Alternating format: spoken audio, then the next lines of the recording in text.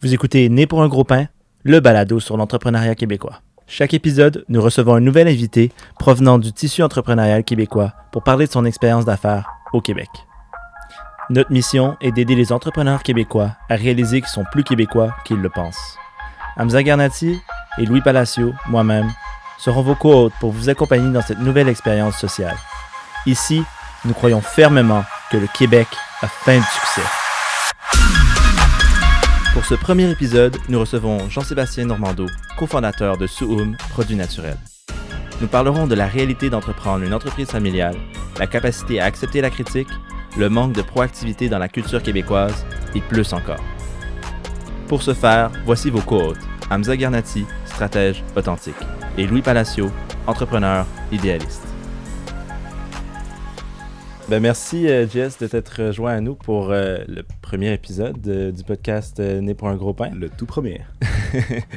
Donc je suis ici avec Hamza Garnati, moi-même Louis Palacio et Jean-Sébastien Normando de Suum. Je crois que sans plus tarder, on va poser notre première question. Ah oui, je vais présenter un peu le contexte. Donc on va avoir une première question brise-glace pour commencer, que je vais vous révéler dans quelques instants. Puis ensuite, on va attaquer la première section, gagner son pain. On va parler un petit peu plus de l'entreprise de JS. Donc, Suum, qu'est-ce qu'ils font exactement, puis tous les enjeux qu'ils ont. Ensuite, l'argent du beurre, où on va rentrer dans le gras du sujet. Puis, on va discuter de la relation de notre entrepreneur ici, JS, avec les valeurs québécoises. Donc, explorer tout ça. Puis finir avec du pain sur la planche, où on va discuter de tes futurs projets. Puis également de comment tu vois l'avenir de l'entrepreneuriat au Québec. Mais je crois que j'ai assez parlé, JS. Est-ce que tu es prêt? Absolument. Première aventure de podcast pour toi, hein? Yes. On va tout commencer avec la première question. Jean-Sébastien, évidemment, on a une relation personnelle, une relation d'amitié, mais pour les personnes qui ne te connaissent pas, on veut probablement connaître c'est qui JS. Donc, la question qui tue, JS, s'il y a bien un pain qui pourrait te décrire, ça serait quoi? J'ai beaucoup pensé à tous les types de pains. Parce qu'on s'entend qu'il y a des pains qui sont faits, il y a des pains traditionnels, il y a des pains artisanaux, il y a des pains ciabatta, les pains baguettes. Ils viennent de différentes places, ils ont différentes origines, différentes histoires. Puis je pense que je me suis arrêté sur un pain hyper simple, puis vous allez comprendre pourquoi. Dans le fond, je me suis arrêté sur le pain gadois ou le pain pomme, le pain classique. Ouh, j'aime ça. Puis vous allez voir pourquoi. Fait que dans le fond, ce pain-là, pour moi, c'est parfaitement moi. Pas parce parce que c'est le plus abordable, c'est plus en termes de son utilité. Mm-hmm. Ce pain-là, il est blanc, il est facile à apprêter à toutes les sauces. Tu as besoin de pain, tu le prends pour faire du pain doré. Tu as besoin de pain, tu le prends pour faire ta toast le matin. Tu n'as plus de pain hot dog, tu prends ça parce que tu es mal pris, puis tu n'as pas le choix. Il le sait. Tu comprends?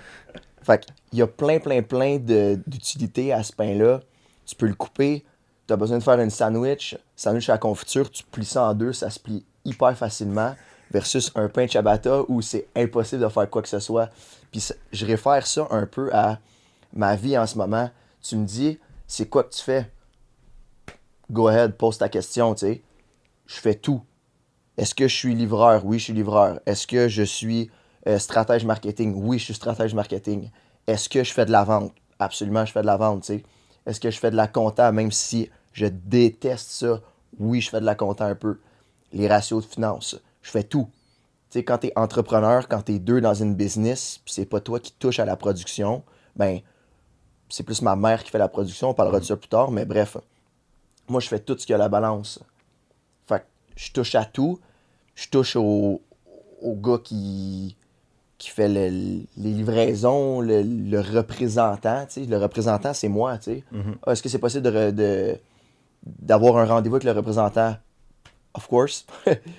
Je vais me rendre en personne, puis tu sais, c'est moi qui vais faire la réunion, parce que, premièrement, ça me sert à rien d'avoir un représentant, puis deuxièmement, ben, j'aime mieux que ce soit moi qui transmette les valeurs, puis comme l'énergie de la marque au client ou au commerce avec qui on va faire affaire. Fait que c'est un peu ça, c'est le pain versatile qui sert à tout, puis qui fait tout, dans le fond.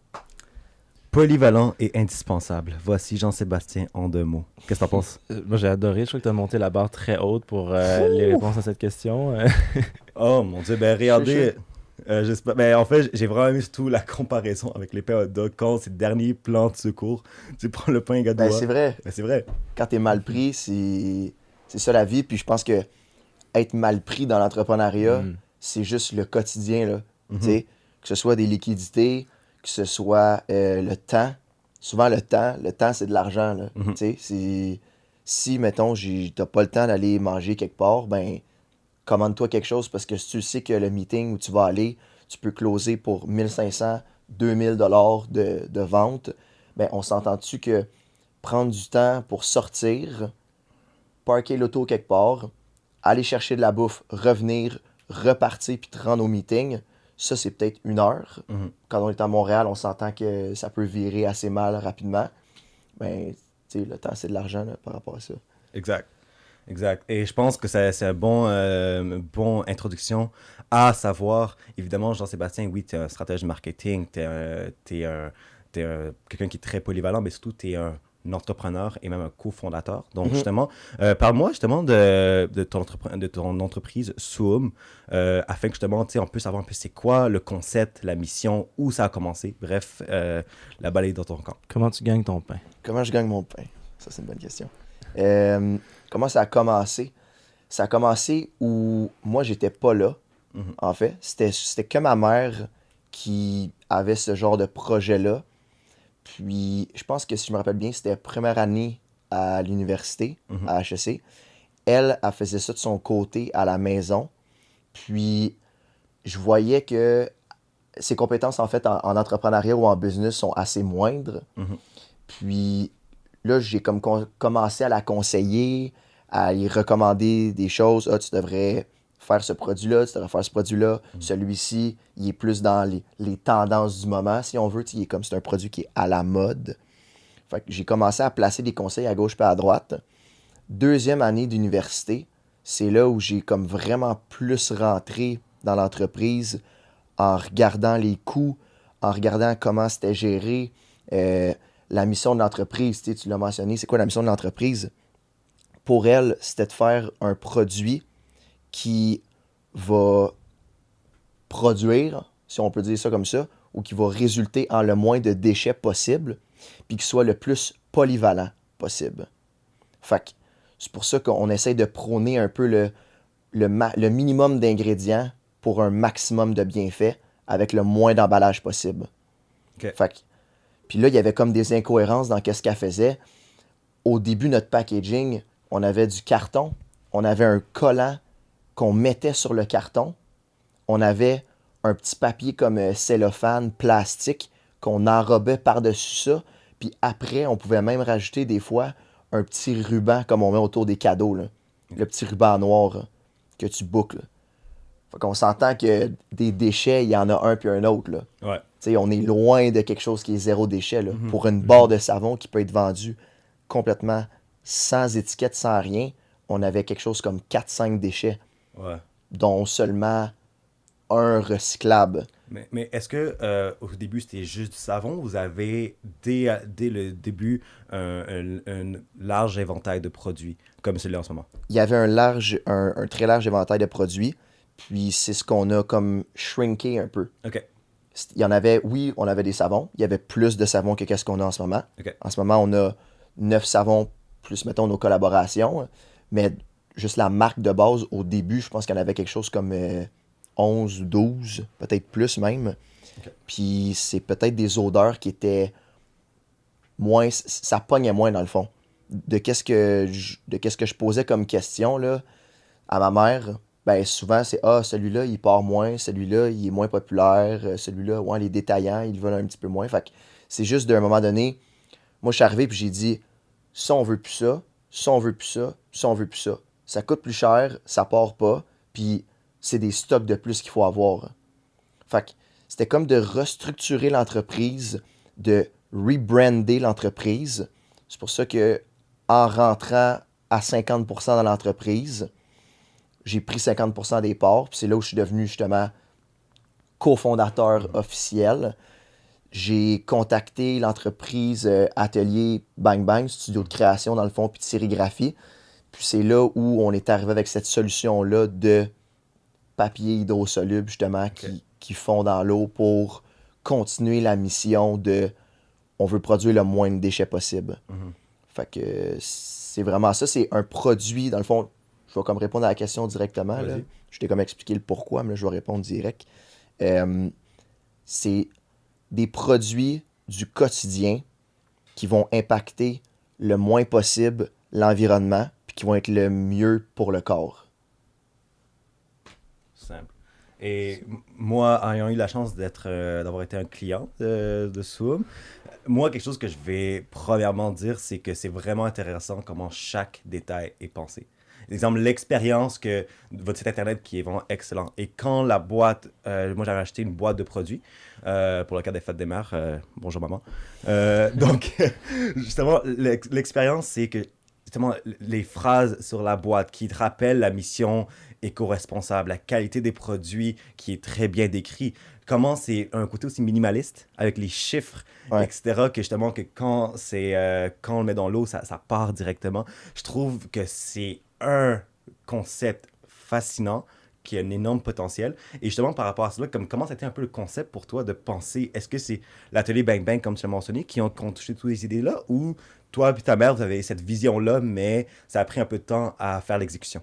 Dans le fond, c'est un processus qui a été fait conjointement avec Atelier Bang Bang, justement, sous forme de plusieurs rencontres, dans le fond. Plusieurs rencontres en personne, des présentations à l'ordinateur. Voici les esquisses puis les démos qu'on a. On a 4 options. Laquelle vous aimez mieux, en passant par la typographie, le matériel, est-ce qu'on veut ça funky, est-ce qu'on veut ça un peu plus comme délicat, soigné, est-ce qu'on veut ça minimaliste, classe, intemporel, ce qu'on a choisi d'ailleurs. Fait que c'est toutes des...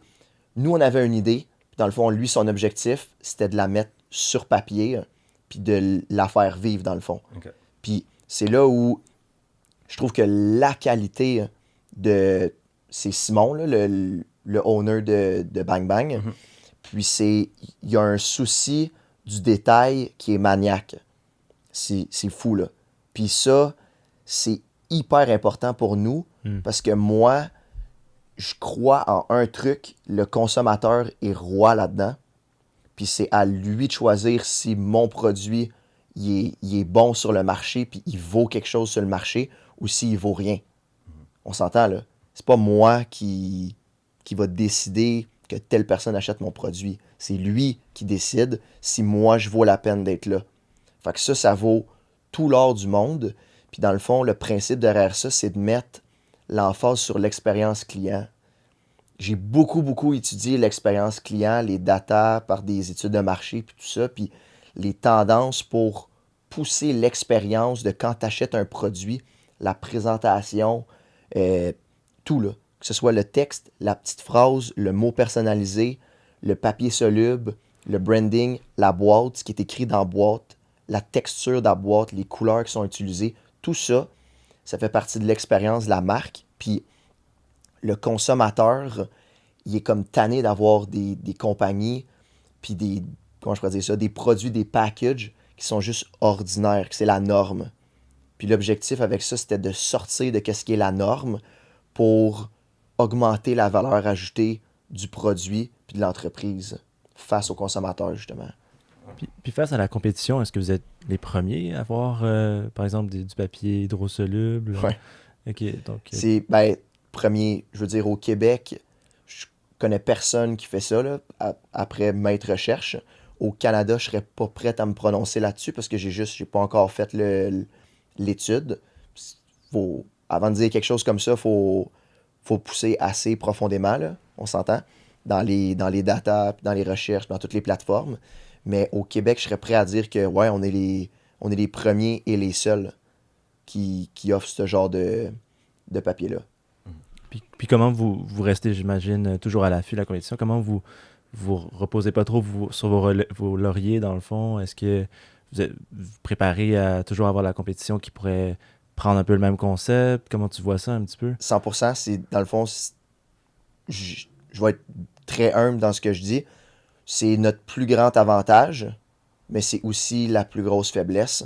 Parce qu'il suffit que quelqu'un touche à ce produit, à cette espèce d'emballage-là, puis ça vient de changer la game, tu sais. On n'est plus les seuls, il y a quelqu'un d'autre qui le fait aussi. Après ça, il faut que ce soit dans le domaine du cosmétique puis du savon.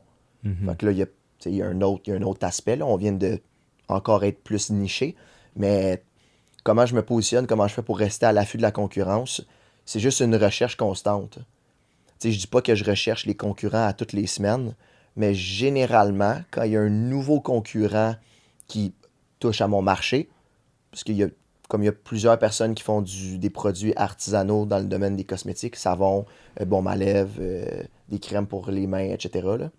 Mais mon produit, il se vend à un consommateur X. Ce que le concurrent fait se vend probablement à un consommateur Y.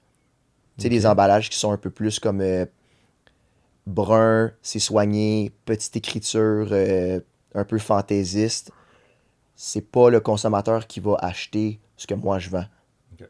Fait que, encore là, c'est une étude qui est continue, mais je suis capable de voir qui sont les réels dangers dans l'espèce de sphère que je me suis créée de concurrents. OK, donc une très bonne connaissance du consommateur, dans le fond, aussi, Ouais. c'est hyper essentiel. Là. On n'a pas le choix, dans le fond. Parce que les compagnies de cosmétiques, on n'a pas réinventé la roue. Là. Il y en a... Il y en a beaucoup. T'as juste à regarder dans les groupes Facebook d'achats locaux qui sont sortis durant la pandémie. Là. Il y a quelqu'un qui écrit « Bonjour, je suis à la recherche de produits pour le bain, produits cosmétiques. Avez-vous une compagnie à recommander pour du savon en barre? » Tu check les commentaires, là. Il y a comme 350, 400 commentaires. Les gens, tu sais, c'est pas toutes les mêmes entreprises. Là. Fait qu'il y en a, là, il y en a, puis il y en a un autre. Là. OK. C'est ça. Puis j'ai une question un petit peu plus technique, Vas-y. rapidement. Je me demandais, niveau propriété, ben là, ce serait pas propriété intellectuelle, mais trademark, protection de votre solution qui est assez unique. Est-ce que c'est quelque chose que vous avez développé? Est-ce que vous avez un patent, dans le fond? Pour ce qui est des recettes, c'est tous des trucs, dans le fond, qui sont protégés. Fait que la recette en soi, il y a comme un peu comme un NDA. Je sais pas si tu comprends ce que je veux dire. Ouais. Un truc comme de confidentialité. Tous gens qui ont accès à la recette, dans le fond, c'est qu'ils peuvent pas s'en servir. C'est pour des informations qui sont purement comme essentielles. Genre les réactions de peau, les entreprises pharmaceutiques, mettons, ben, pas pharmaceutiques, mais je veux dire les labos, puisque tous nos trucs sont envoyés à Santé Canada pour que ce soit réglementé. Fait que toutes les proportions, tout ça, c'est envoyé. Il y a comme une certaine clause de confidentialité, hein, puis de non-reproduction de la recette, tu sais, à des fins personnelles de revente, mettons. Okay. Fait que ça, c'est au niveau du produit en tant que tel. Je pense que ta question, c'était plus pour le papier. Ouais, ben c'est le truc qui nous marque le plus, je crois, quand on regarde les produits ou votre com. Ça, c'est impossible d'avoir un droit de veto sur ça. Parce que dans le fond, c'est pas mon papier à moi. C'est pas le papier à Atelier Bang Bang. C'est un fournisseur qui vend à Atelier Bang Bang, puis c'est son contact à lui. Fait que dans le fond, moi, personnellement, je connais même pas mon fournisseur. Puis tout ça, c'est pour des raisons de sécurité. Hein.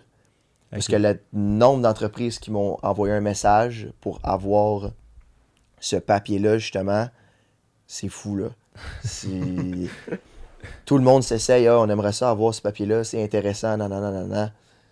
Je m'excuse, mais je suis pas un cave non plus. Là, comme je vais pas vendre ma recette gagnante à quelqu'un qui la cherche, mais comme je te dis, je connais même pas le fournisseur. Ça m'a vraiment l'air d'un truc de CIA, là, ton ouais. Wow! Mais une autre question, c'est évidemment, après 2 ans et demi de création avec tout ce que vous avez fait, vraiment chapeau.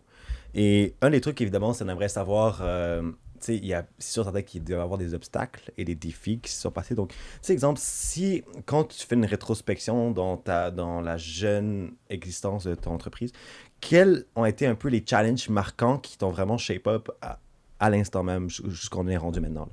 Les challenges marquants.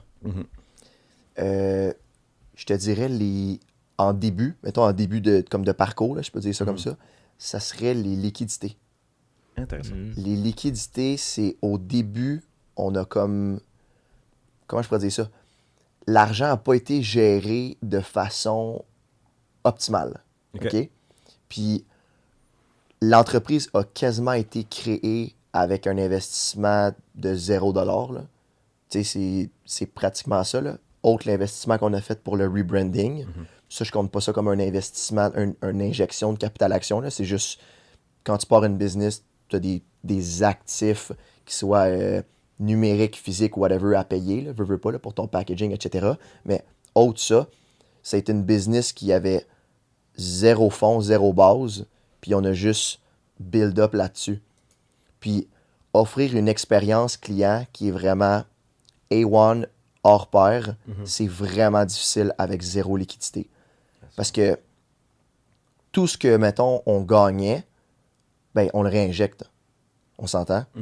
T'as, comme tes coffres, ils sont quasiment tout le temps vides.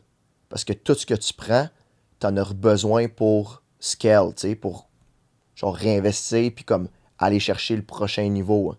Puis ma stratégie à moi, c'était d'aller chercher de l'argent sans dépenser.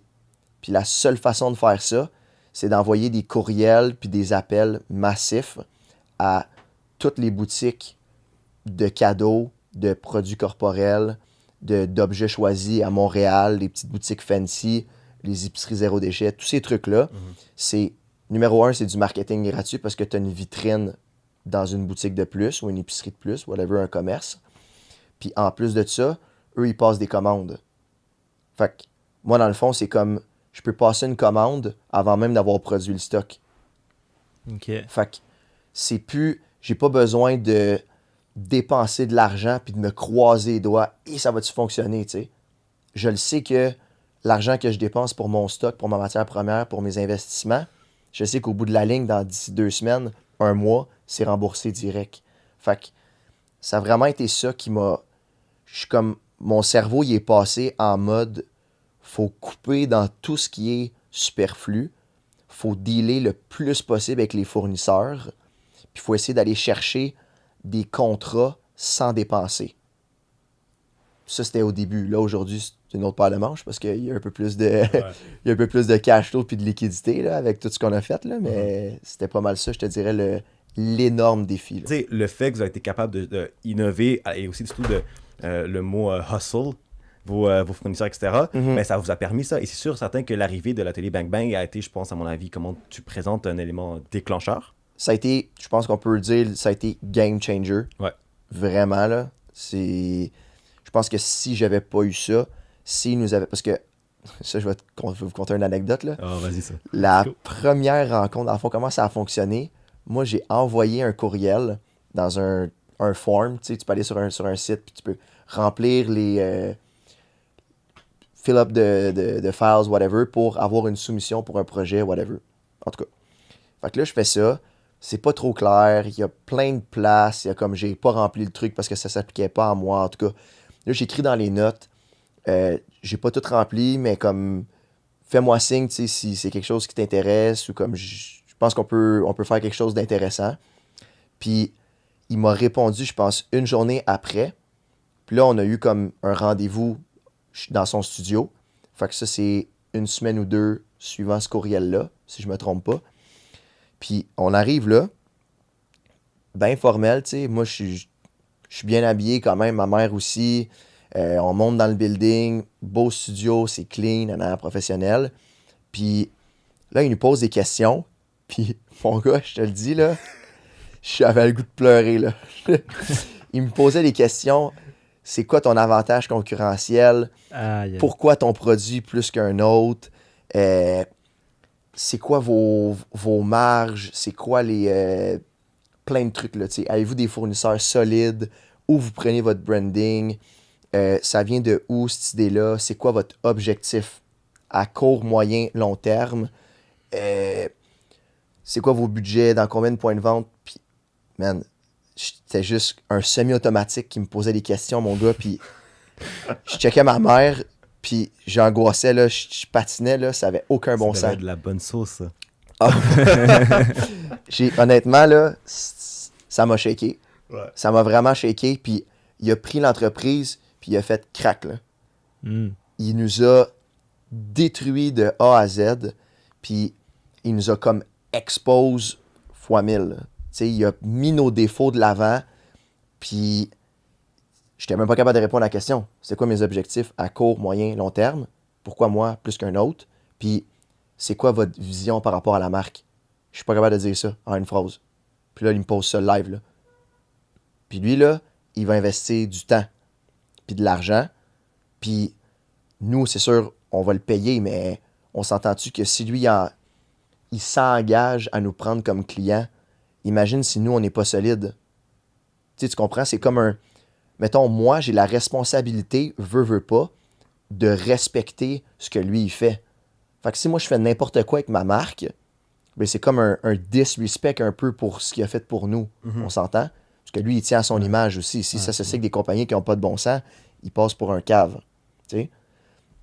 Puis là, j'étais comme, aïe aïe, on n'est pas professionnel pantoute, là. Tu sais? Ouais. On paraît professionnel, mais C'était un Quand wake-up tu- call. c'est un méchant wake-up call, là. Ben, tu sais, je pense qu'on peut rentrer un peu au deuxième segment. Ouais. Et je pense qu'en fait, donc, le segment l'argent du beurre. Donc, là, dans cet aspect-là, comme on l'a un peu présenté, c'est vraiment plus une analyse macro sur l'entrepreneuriat québécois et ses valeurs en tant que telles. Et un des aspects qu'on a un peu touché dans le premier segment, c'est justement ta relation avec ta copartenaire, qui est ta mère. Donc, une entreprise familiale. Et ça, on va commencer un peu. C'est quoi l'expérience qu'au début, comme tu te l'as expliqué, tu étais un peu le consultant, comme « Ok, maman, oui, je vais t'aider dans tes projets, etc. » Et là, « Ok, je vois que j'ai une valeur ajoutée. Ok, boum, deuxième année, je suis 50%. Ok, maintenant, je fais affaire avec ma mère. C'est pas la relation mère-fils, là, c'est une relation cofondateur. » Donc, Vraiment, ouais. parle-moi un peu justement de cette relation un peu atypique qu'on retrouve justement dans les entreprises familiales. Mettons, je parle pour moi, là. Mhm. Comme je parle vraiment pour moi. Parce que ça se peut que ce soit différent dans un autre contexte, dans une autre entreprise. Mais mettons, de mon point de vue à moi, micro avec ma mère, ça a été... comment je pourrais dire ça? Ça a fait avancer la relation, comme relation, là, mère-fille, à 1000%. Mère-fils? Excuse-moi, mère-fils. Bloopers numéro 1, Désolé. Mais ouais, ça a fait vraiment comme speed up the process. Puis ça a accéléré justement la communication, qu'est-ce qu'on se dit, qu'est-ce qu'on se disait pas avant. Fait que ça, c'est vraiment pour la relation de mère-fils. Puis au ski de niveau, mettons, entrepreneuriat, c'est une autre paire de manches. Parce que je suis beaucoup plus rough avec ma mère dans les discussions qu'on a, puis les questions. Puis, tu sais, des fois, c'est comme ça fait mal, là, tu sais. Mettons qu'elle fait une erreur ou comme il y a eu une commande de tel fournisseur, mettons, puis on aurait juste pu trouver mieux ailleurs ou on vient de gaspiller, je sais pas moi, 400$ parce qu'il y a une recette qui a été ratée à cause d'une erreur d'inattention ou tu sais, whatever. En tout cas, stabilité de produit, etc. Tout ça, c'est comme crime. Tu sais, des fois, je dis, je travaille comme un défoncé tout le temps à chercher de l'argent, des points de vente, des collaborations, tout ça. Puis, tu sais, 400$, 500$, 1000$, quand tu colles ça tout ensemble, ça fait comme une méchante belle campagne marketing, là, quand il faut, tu sais. Fait que, oui, on est plus lousse dans les liquidités, comme j'ai dit. Comme ça, il n'y a plus vraiment de problème, mais quand on a des pertes puis des erreurs de même, moi, ça me fait un pincement au cœur tout le temps. Puis c'est là où, des fois, je vais comme être plus rough, tu sais. Ouais. Fait que c'est vraiment au niveau de la rigueur. Tu sais. Ok. Si c'est pas rigoureux à 100%, puis si le contrôle de la qualité, il est pas A1, puis si le savon, tel batch, il est pas la même couleur ou il sent moins que celle de l'autre batch, comme on offre un produit qui est cette couleur-là, qui sent ça. Faut que toutes les batchs soient pareils. On s'entend, là.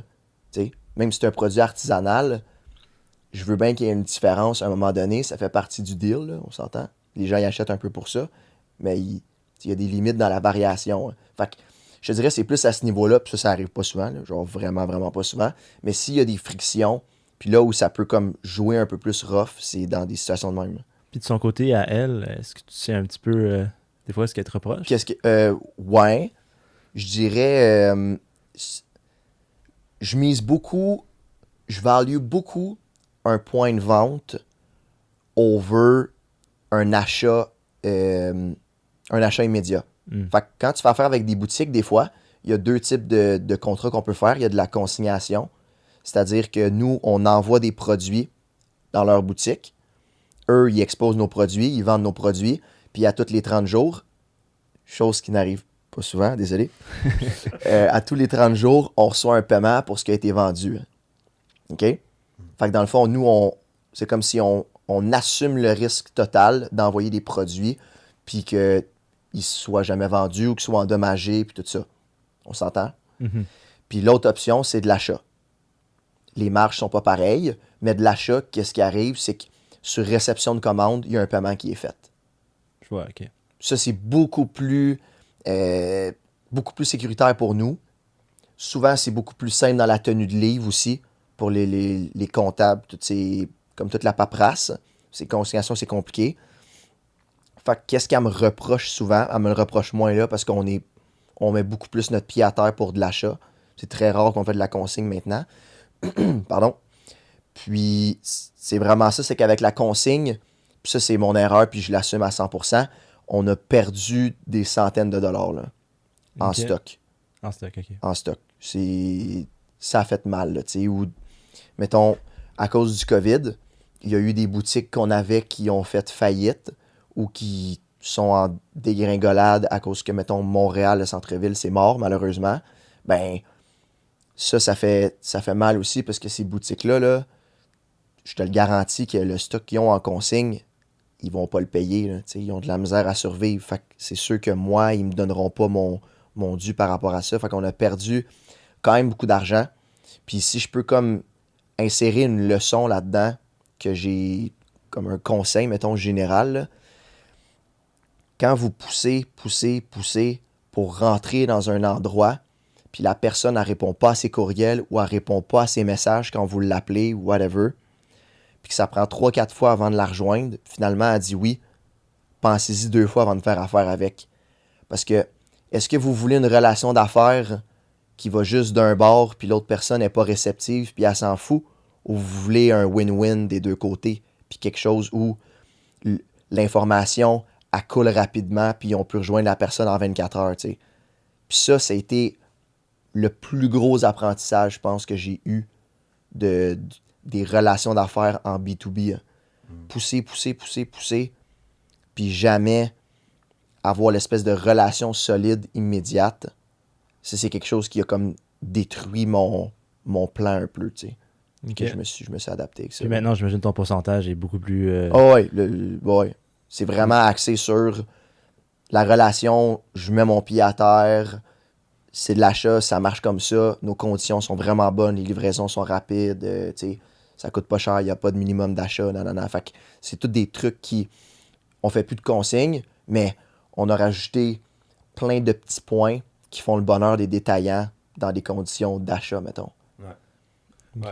Et tu sais, je pense que qu'est-ce qui est vraiment intéressant, c'est que...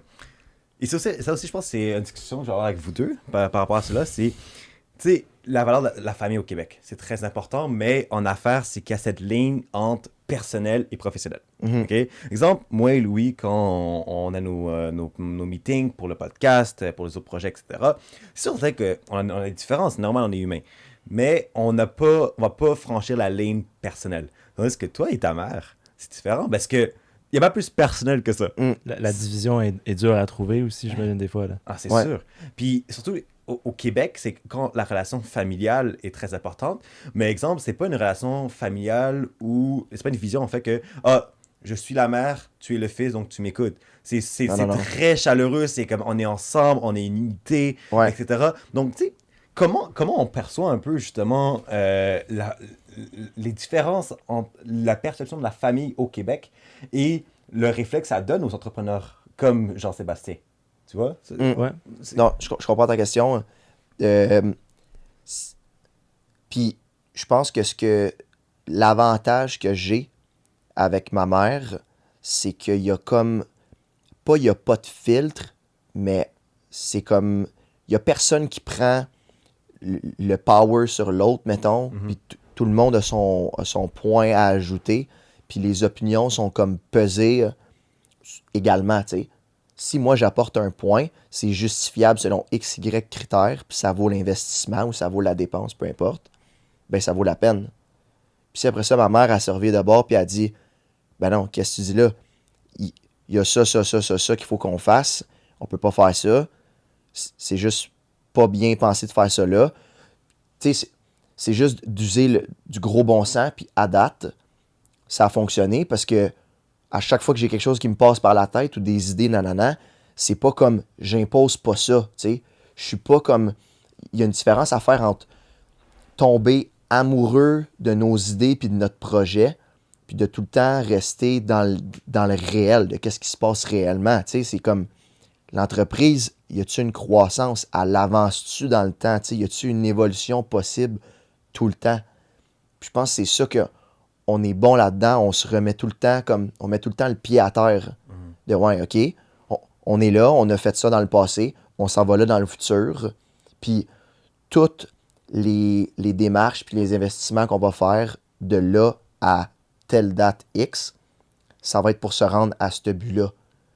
Fait que, étant donné qu'on s'entend sur l'objectif de croissance, ben c'est plus un problème après ça de décider on investit là-dedans, on investit là-dedans, ça on coupe tout ça, ça on fait tout ça. Tu comprends? Il y a comme les conflits, ils passent de possible à pratiquement rien. Puis c'est pour ça que depuis 2-3 ans, il n'y en a jamais eu. Tu sais? Puis si tu l'extrapoles, mettons, genre Québec-wide, là, genre, tu penses que c'est ce que la dynamique que tu as avec ta mère, c'est tiré un petit peu de la façon dont la dynamique de toutes les familles au Québec est un Yes. peu déjà? Ouais.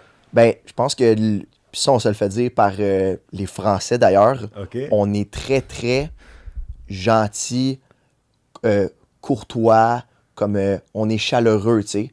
On a une culture, en tout cas, je pense, là, on a une culture qui est très, très chaleureuse, très, très friendly. Tu sais, si tu vas à Québec, là, genre la ville de Québec, ben, tu connais personne, mais tu connais tout le monde. Ouais. Tu sais, c'est C'est vrai, ça. dans des restos, c'est comme si la personne, elle t'avait vu, ça fait 50 fois qu'elle te voit quand elle vient te servir, mettons, ou les gens dans la rue, ils te saluent, puis tout ça, tu sais, c'est comme dans ton quartier aussi, ton voisinage, etc. C'est comme tout le monde se connaît, on dirait, puis je pense que c'est cette espèce d'aspect-là chaleureux que, oui, au niveau macro québécois dans les autres familles, je pense que c'est un peu le même principe, tu sais, des business qui se partent, les projets qui se partent conjointement avec père-fille ou whatever, là, père-fils, peu importe. Là. Je pense que c'est sensiblement la même dynamique. Là. Puis ça a poussé quand même pas mal de ton succès jusqu'à maintenant, les collaborations, j'imagine. Ouais, C'est ce absolument. que t'as fait. Tu parlais du café un petit peu plus tôt. Le Café Zab, ouais. Ouais, le café Zab. Donc, Avec c'est un torréfacteur à Montréal. Ça, comment c'est arrivé, mettons vite, c'est Zab fait affaire avec Studio Bang Bang aussi. Puis dans le fond, c'est juste, à un moment donné, 1 plus 1, ça fait juste 2, tu sais. C'est comme, pourquoi qu'on n'a pas pensé à faire une collaboration avec eux? Ils font du café. On a besoin de café pour nos matières premières. On a juste à développer un savon qui est à leur odeur de café. Puis, c'est un no-brainer, tu sais. Ça va juste de soi que on pousse nos deux marques, on se donne de la visibilité conjointement, on fait un concours, puis ça marche. Puis, pendant le COVID, je pense qu'on avait fait 100 savons, ça a sold out. Puis je pense que ça fait 1 mois et demi que c'est sold out, puis là, on va en ressortir là, comme la semaine prochaine, mettons, une autre batch de 100. Puis, petit spoil, petite annonce, il y a 2 autres produits aussi qui vont sortir avec Zab, qui vont être un exfoliant pour les pieds, puis un exfoliant pour le corps, avec justement du marc de café. Pour ceux qui ne savent pas c'est quoi du marc de café, c'est l'espèce de résidu de café, là, une fois que tu as fait ton café, il y a comme des graines qui restent. Fait que c'est exactement ça. Puis ça exfolie. Fait que dans le fond, c'est de mettre l'emphase l'économie circulaire. wow. Puis eux, ils veulent récupérer le plus de matière possible pour avoir le moins de déchets possible. Puis dans le domaine du café, il y a beaucoup, beaucoup, beaucoup de déchets qui sont produits, notamment à cause des sacs. Puis là, c'est ça, ensemble, on est en train de penser à des façons de récupérer toute cette matière-là pour la réutiliser, créer des produits, tu sais, pour redonner de la valeur à ça, justement. C'est parti d'une petite collaboration, mais là, c'est rendu Ouais, comme là, ça commence à être symbiose, hein? ouais, ça commence à être un peu plus important, puis c'est pas les seuls produits qu'on va faire. Là, on a d'autres projets pour le printemps prochain. Ok. Probablement 2 autres produits encore là. Puis j'imagine que ça part tout le temps un peu de même, vos collabs qui... Ouais, qui...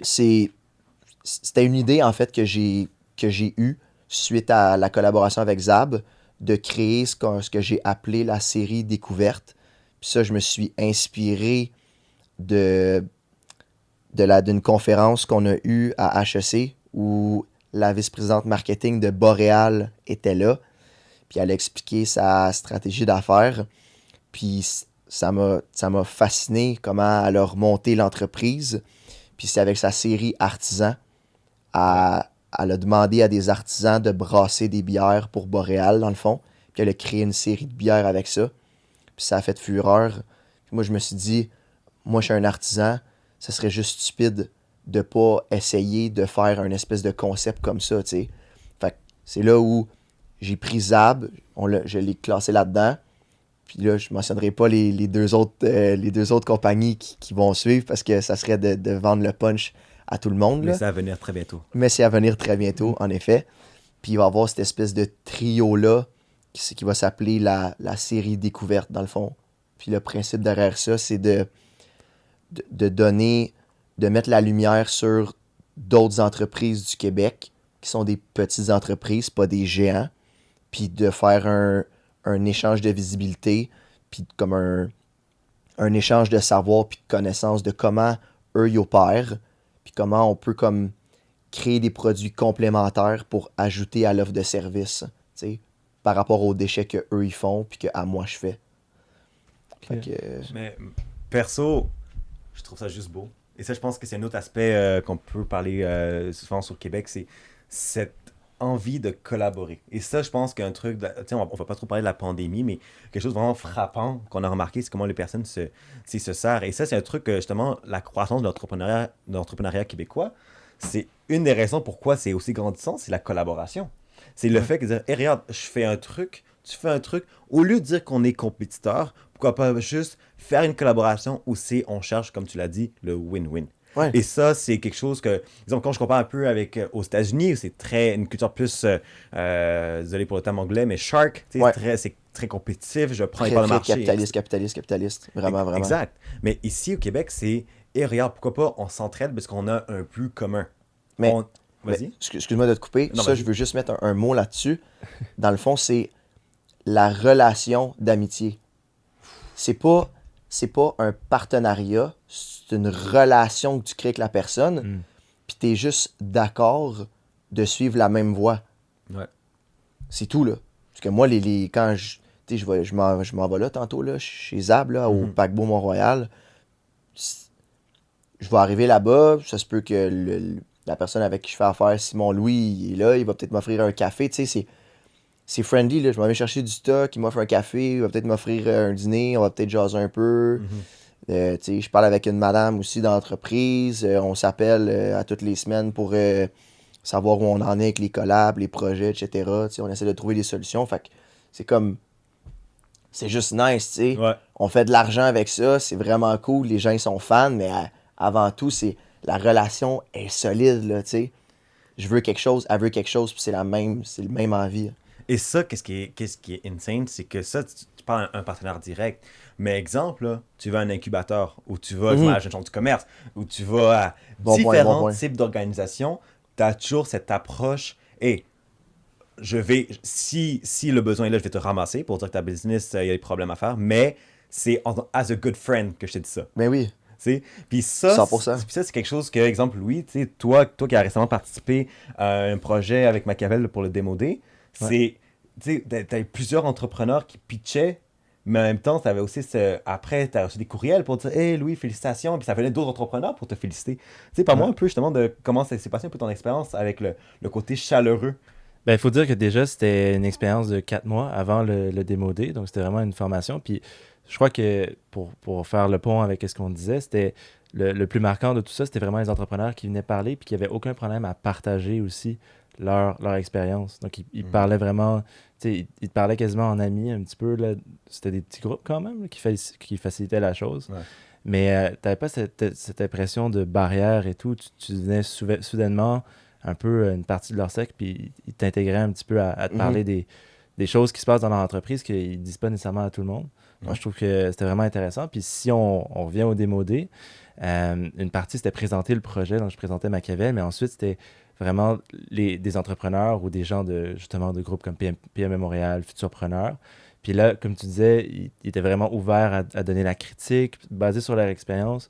Qu'est-ce qui pourrait t'aider, là? Genre, qu'est-ce qui pourrait vraiment te propulser ton entreprise? Je pense que c'est quelque chose comme on disait, qu'on a vraiment au Québec, là, comme cette ouverture à vouloir être ton ami, mais dans les différents sens que ça peut vouloir dire, tu sais, comme t'aider, comme justement une relation très amicale et qui va beaucoup plus que le transactionnel, mais aussi dire les vraies choses puis comment tu peux t'améliorer, tu sais. Mm. Ce qui est hyper important, puis je crois que Vraiment. pour Somme, ça a été game changer, là. Ouais.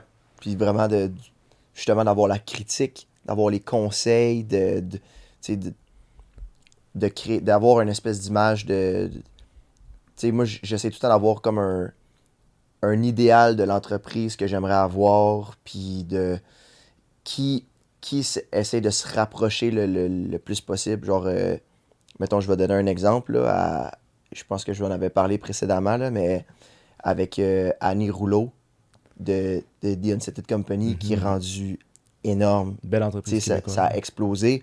Ben, je pense que ça, c'est un énorme exemple d'une entreprise familiale, là. Tu sais, parce qu'elle a commencé avec son mari. Je veux vraiment pas me tromper, là, mais j'espère pas me tromper. Mais puis il y avait sa fille là-dedans aussi, puis comme ça a explosé, tu sais.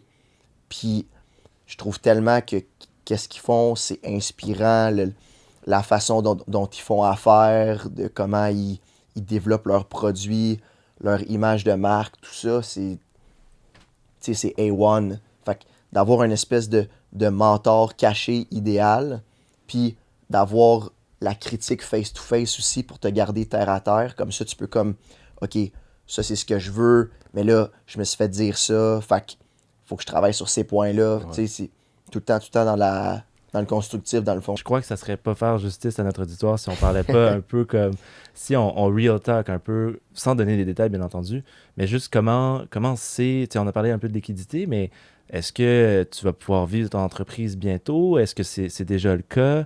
Puis, tu sais, comment tu vois ça un petit peu, tu sais, parce qu'à la fin de la journée, tu sais, ton projet, tu veux en vivre. Mhm. C'est quand que ça va venir, ça, si tu peux en parler un petit peu? Je pense qu'il y a, ça c'est propre à chacun.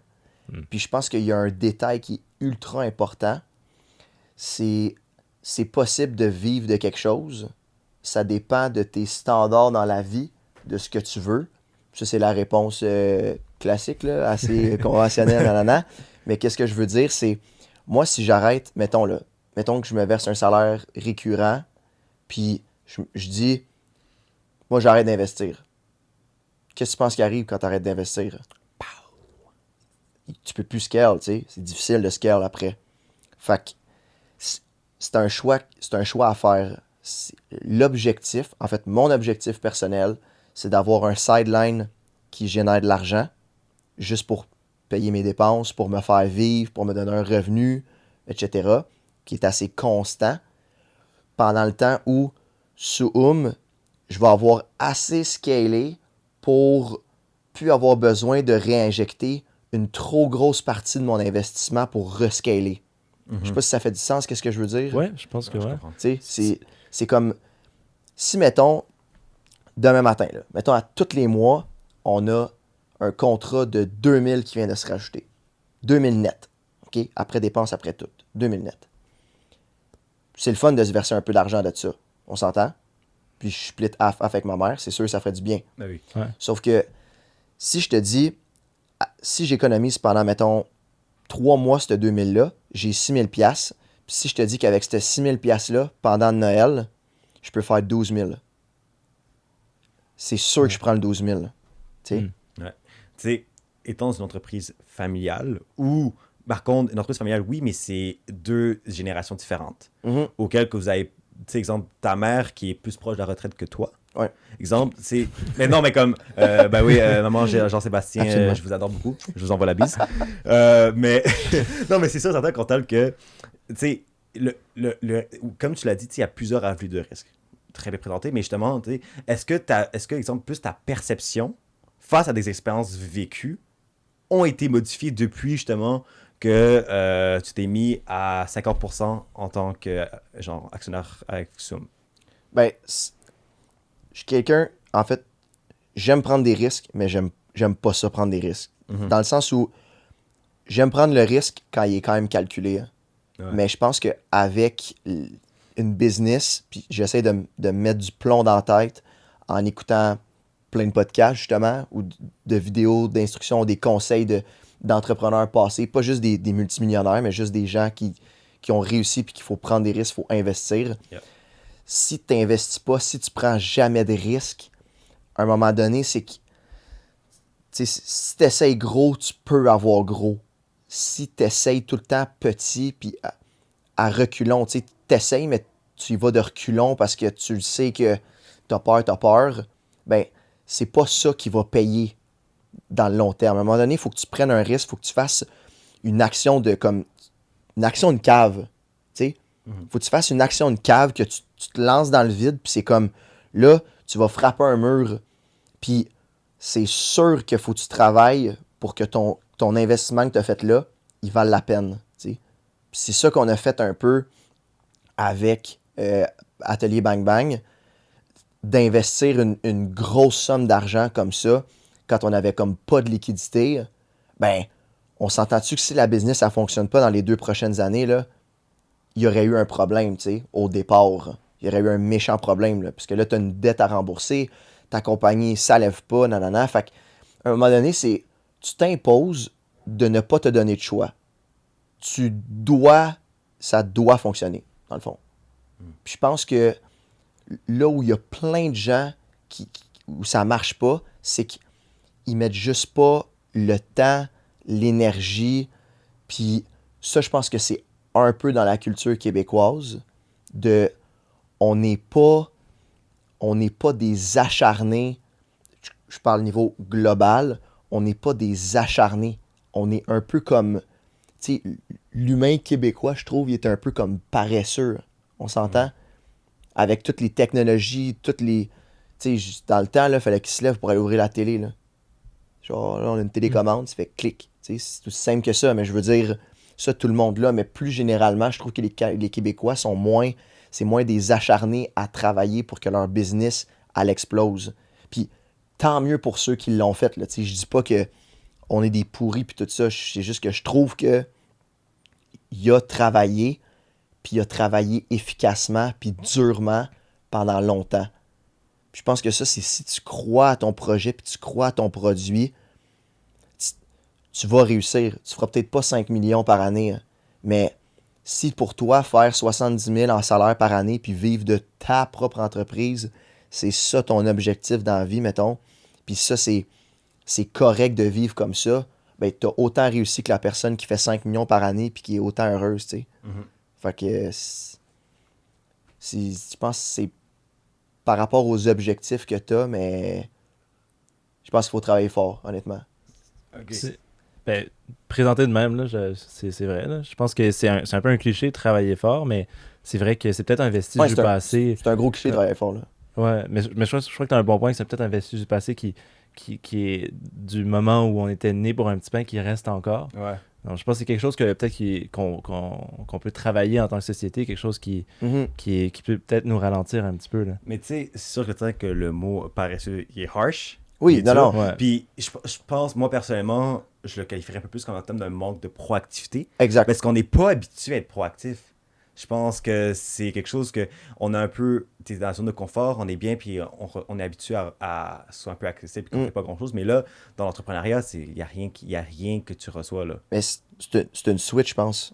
Je Ouais. pense que c'est une switch que tu tournes d'être proactif. Tu sais, je pense que comme j'ai un emploi en ce moment, puis l'espèce de boss, si on peut dire comme ça, il tape sur le clou à tous les matins. On a un Zoom, puis il dit, nous, on est proactifs. On est les seuls proactifs dans le domaine. Puis quiconque n'est pas proactif, laisse de l'argent sur la table. Si toi, tu es tout le temps en train d'aller chercher j'en veux plus, j'en veux plus, j'en veux plus, tu es tout le temps dans la proactivité. Mhm. Tu veux tout le temps aller chercher l'idéal. Je dis pas dans l'excès, mais comme tu veux plus de contrats, tu veux des relations plus solides, tu veux plus de temps de qualité, que ce soit dans ton temps de repos aussi. Tu essaies tout le temps d'être un pas en avant de ton objectif de demain. Comme ça, tu es tout le temps comme en haleine de je continue, puis j'arrête pas. Ouais. Je sais pas si ça fait du sens, ce que je dis. là. C'était philosophique, mais ça fait du sens. Puis justement, avec le mot demain, je pense qu'on peut passer maintenant au prochain segment. Tu peins sur la planche. Ouais, donc justement, le demain, what's next pour Soum? Parle-moi un peu plus, qu'est-ce qui s'en vient là? What's next? Bon, mettons, mes perspectives. J'avais dans l'idée, en fait, j'avais déjà commencé, j'avais des contrats potentiels là-dedans, d'aller dans l'hôtellerie pour fournir les hébergements en nature, les auberges de luxe, puis les hôtels et chaînes hôtels de luxe, mais pas comme Holiday Inn, mettons. Là. Okay. Mettons du 5 étoiles, parce que c'est un produit qui est un peu plus luxueux que j'offre. Le Ritz, genre. Genre le Ritz, mettons, le Burks peut-être, ouais. Fait que c'est ça, mais là, bon, les hôtels, on s'entend que ça roule pas sur l'or présentement. Fait que c'est quelque chose que moi, je veux absolument exploiter dans le futur. Puis c'est là où est l'énorme croissance, je pense. La courbe de ça va bien, puis il y a ça va bien, puis il y a ça va bien, tu sais. Mais que ça soit comme dans l'engrenage, il suffit d'un contrat pour aller en chercher un deuxième, puis après ça, c'est juste comme ça va exploser. Fait que ça, c'est point numéro 1. Point numéro 2, on l'a vu, c'est un peu comme paradoxal par rapport à ça. Ça, c'est au niveau du retail, mettons, des établissements. Ben, je veux percer aussi dans le web. J'ai déjà un site web, j'ai déjà des gens avec moi qui travaillent pour le SEO, l'attraction sur le web, la publicité, les campagnes 360 pour les redirections, le tunnel de vente, tous ces trucs-là, le vidéo, etc. Mais l'avenir est en ligne. Je pense que on n'a pas le choix d'être en ligne, puis on n'a pas le choix de plus pousser. Puis ça, je veux que ce soit comme mon objectif. Je veux que en ligne me rapporte autant, proportionnellement, que tout le reste de mes sources d'argent, dans le fond. Fait que ce soit les boutiques, les épiceries, les hôtels, tous ces trucs-là, comme mon objectif, c'est que ce soit 50% de ma business en ligne, puis 50% du reste, que ce soit le retail ou les hébergements. Il faut que ce soit ça, puis je pense que il faut que ce soit au moins 30 ou 40%. Parce que qu'est-ce qui arrive si tout est wipe out demain matin? Ça va vraiment mal, tu comprends? Puis c'est comme un peu ce que Pop Underwear a dit dans l'œil du dragon. Ils se sont fait poser la question, si je me trompe pas, de « Ouais, mais qu'est-ce qui arrive si Instagram s'achète dedans demain matin? » Nanana. Elle a dit « Tous ces gens-là, on a leur email. Qu'est-ce que tu penses qu'on va faire avec leur email? On va leur envoyer des infolettes. » Fait que c'est tout le temps d'avoir une option. T'sais. Si tu as une option de plus tout le temps qui roule dans le background, même si tu as 50% qui meurt, tu as encore 50%. Fait que tu peux continuer de scale sur ça. Ouais, puis justement, le en ligne, un autre truc, c'est que Soum est officiellement dans la banque de données du panier bleu. Récemment, si je me trompe pas. Depuis 2 mois et demi peut-être, à peu près. Puis ça, je pense, un enjeu à discuter pour l'avenir du Québec, c'est, premièrement, quelle a été ton expérience, le panier bleu? Est-ce que ça a converti en une croissance de vente? Et surtout, quelle est justement ton opinion par rapport à ton expérience initiale et qu'est-ce qui s'en vient sur le panier bleu? Et aussi, qu'est-ce que tu donnerais, exemple, comme commentaire, suggestion, point fort, point faible?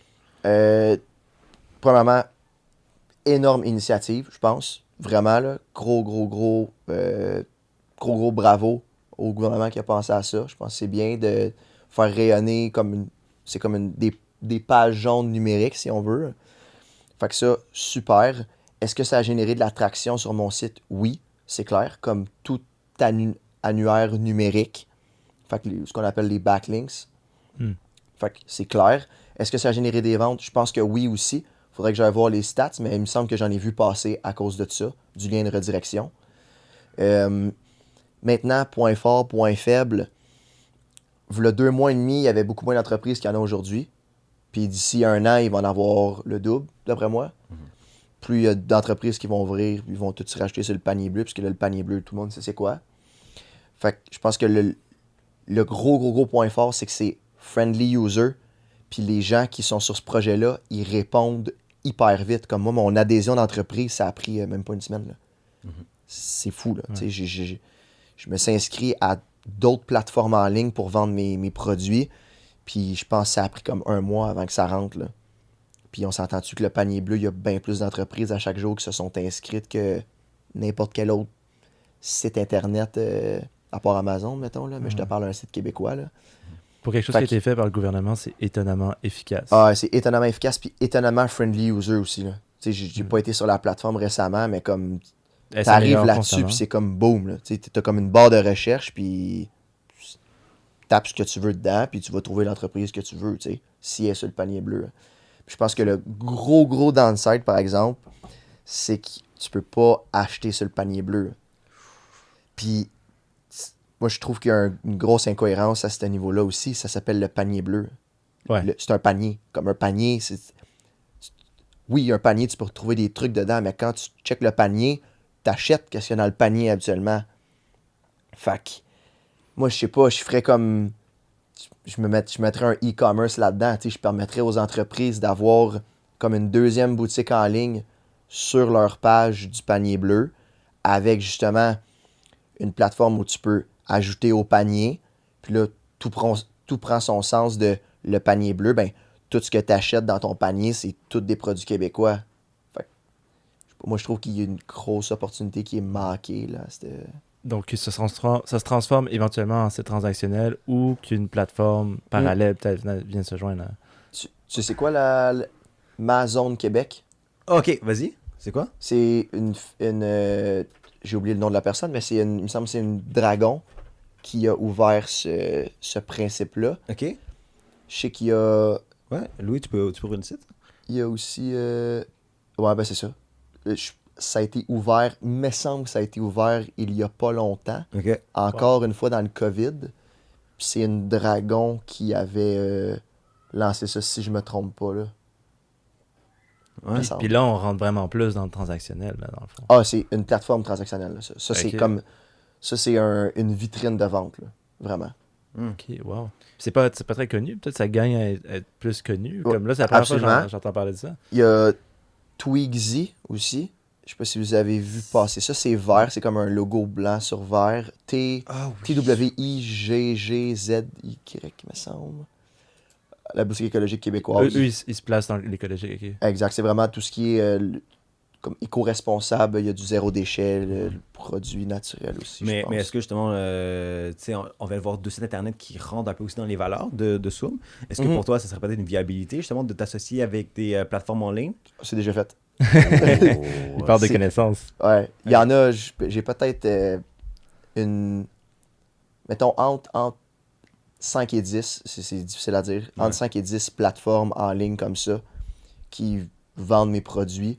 Je suis sur Boule de Neige aussi. Le nouveau Give a Seat, dans le fond, Mhm. pour ceux qui savent pas. Fait que ça aussi, je suis là-dessus. Ok. Puis c'est une belle vitrine aussi, c'est une belle initiative. Fait que des sites en ligne comme ça, purement en ligne, j'en ai une couple. Là. Puis sinon, sur l'entrepreneuriat au Québec en général, plus sur une perspective un peu macro, évidemment, tu sais, la pandémie, ça a été une période où les entrepreneurs ont dû se réinventer. Ça a été une période très difficile pour plusieurs. Tu sais, on pense notamment, comme tu l'as dit, au centre-ville de Montréal, que Ouais. c'est absolument vide. Mm. Donc, tu sais, comment tu vois un peu le post-COVID, mais aussi juste l'entrepreneuriat au Québec en général? Tu sais, comment on va se relever de cette épreuve-là, puis à quoi tu penses que ça va ressembler dans les années à venir? Ben, je pense que j'apprends rien à personne. C'est virage numérique all the way. Comme si, on l'a vu, le retail, je sais pas si t'es allé au Carrefour Laval, à Place Rosemère, au Fairview Pointe-Claire. Vide. Man, c'est le no man's land, là. Ouais. Il y a personne.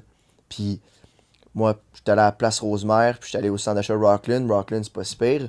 La Place Rosemère, là, je pense qu'il y a 50% des magasins qui sont fermés. Ils sont pas ouverts. C'est local à louer, là. C'est juste, c'est désert, tu sais. Puis je pense que le retail, on l'avait avec Frank Oak. Frank Oak était une marque qui était purement dédiée à être en ligne. Puis ils ont ouvert des magasins pour offrir l'expérience retail. Puis c'est comme back to square one, là. Ils vont fermer plein de magasins parce qu'ils vont retourner au numérique. Puis tu sais, c'est comme... Je pense que le retail va prendre une énorme claque. Puis je pense que le retail qui va survivre, c'est du retail qui va offrir une expérience au client. Vraiment une belle expérience, comme une expérience immersive où ça va être agréable de magasiner par le décor, par les prix, par le service, comme je sais pas, là, mais parce que ce qu'on te donne, mettons, je prends un exemple de Decathlon. J'ai aucune idée si Decathlon, ça roule bien ou ça roule mal, là, mais je sais qu'il y en a un à côté de chez nous, fait que j'allais faire un tour. Puis l'expérience, c'est assez nice, là. Tu peux tout essayer. Les allées, c'est comme... Les allées d'une étagère à l'autre, je pense que c'est comme 6-7 mètres, là. Tu sais, il y a un gym sur place où tu peux tout essayer.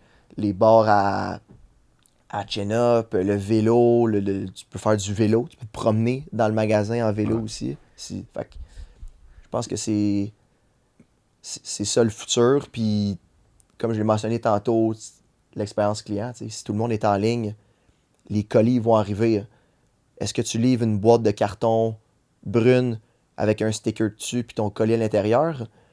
Ou tu essaies de vendre une expérience un peu comme qu'est-ce que Apple fait? Ouais. Pourquoi c'est si agréable de déballer un cadeau Apple? Juste la boîte, elle doit valoir 15$, là, 20$, tu sais. C'est comme, t'ouvres ça, puis on dirait que il brille le colis là, quand tu le reçois. Là. C'est sûr, certain. On s'entend? Puis c'est sûr que le marketing expérientiel sera déjà était en pleine croissance même avant le COVID, mais là je pense que ça va attaquer le retail là, beaucoup plus. Puis puis avec Decathlon aussi, ce qui est intéressant, c'est que c'est une entreprise française à la base qui vient à Montréal puis qui met un peu leur culture européenne. Puis ça c'est aussi une beauté encore de Montréal. Puis ça on peut parler encore des heures, mais évidemment on respecte votre temps, cher auditoire. mais le fait que c'est un melting pot, ça pousse à la fois, tu sais. Genre, juste la culture québécoise à innover puis à prendre d'inspiration de différentes cultures, mais de mettre notre propre touche à partir de nos valeurs et de notre culture d'ici. Ouais. Ben, good. Est-ce que Louis, t'as d'autres questions par hasard? Non, je pense que ça fait le tour. Puis comme tu as dit aussi, je pense que notre auditoire aussi, par respect pour eux, mais je pense que ça va être définitivement une prochaine invitation pour toi, JS. Je crois qu'on a encore beaucoup plus à parler. Définitivement. Dans le futur. Là. On peut s'étaler large là, sur ça là, aussi, là, sur les... Ben, tu sais, je pense que... Comme... On n'a pas bâché, si je peux finir là-dessus, mettons, là, on n'a pas comme bâché sur la culture québécoise, c'était pas du tout ça. Non. Mais je pense que, contrairement à plein d'autres provinces, je pense que l'entrepreneuriat puis la créativité au Québec est unique au Canada.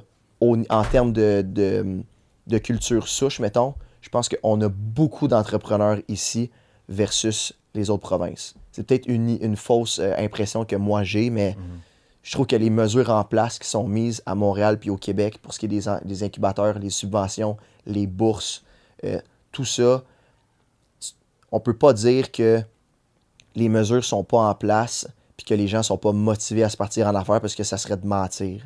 Ouais. C'est vrai. Exact. Ça bouillonne, c'est juste une question que ça explose, ça part. Exact. Il faut la plateforme, il faut la visibilité. Et sur ce, JS, je te laisse ton petit moment de gloire. Tu peux regarder à la caméra directement, ceux qui nous regardent et à ceux qui nous écoutent, où on peut te suivre, où on peut suivre Soum, où on peut voir la compagnie aller là. Facebook, Instagram, pour les réseaux, notre site www.suum.ca. restez à l'affût pour les différentes collaborations qui s'en viennent avec la série découverte notamment, puis les cadeaux de Noël et cadeaux corporatifs. Fait que sur ce, merci les boys, Hamza et Louis. Wow, ok, il a même fait la conclusion pour nous. Qui se la prend pour premier invité? C'était mon mot. Non, mais un grand merci. Puis encore une fois, nous sommes un grand merci à Machiavel d'avoir permis à la production de ce podcast. Évidemment, pour tous les prochains épisodes, vous pouvez rester à l'écoute sur notre chaîne YouTube, notre chaîne Spotify, iTunes Podcast, Google Podcast. Vous pouvez aussi nous suivre directement sur notre page Facebook et Instagram, LinkedIn aussi. Et finalement, notre site www.nepourungroupin.ca. Si bien dit. Wow! Alors sur ce, merci beaucoup et au plaisir de se revoir pour le prochain épisode. Merci, au revoir. À très bientôt. Merci 1000 fois d'avoir écouté le premier épisode du balado Né pour un gros pain. Tu t'es rendu jusqu'au bout, tu es officiellement un affamé. N'oublie pas d'aller suivre nos pages Facebook, Instagram et LinkedIn. Le podcast est également disponible en format vidéo sur YouTube. Tu nous aiderais énormément si tu pouvais aller sur Apple Podcasts et nous laisser 5 étoiles. N'hésite pas à laisser une question pour notre invité. Tu cours la chance de gagner un prix qui sera révélé très bientôt. Maintenant, la balle est dans ton camp. Et oui, parce que la conversation ne s'arrête pas ici. On se revoit très bientôt pour le prochain épisode.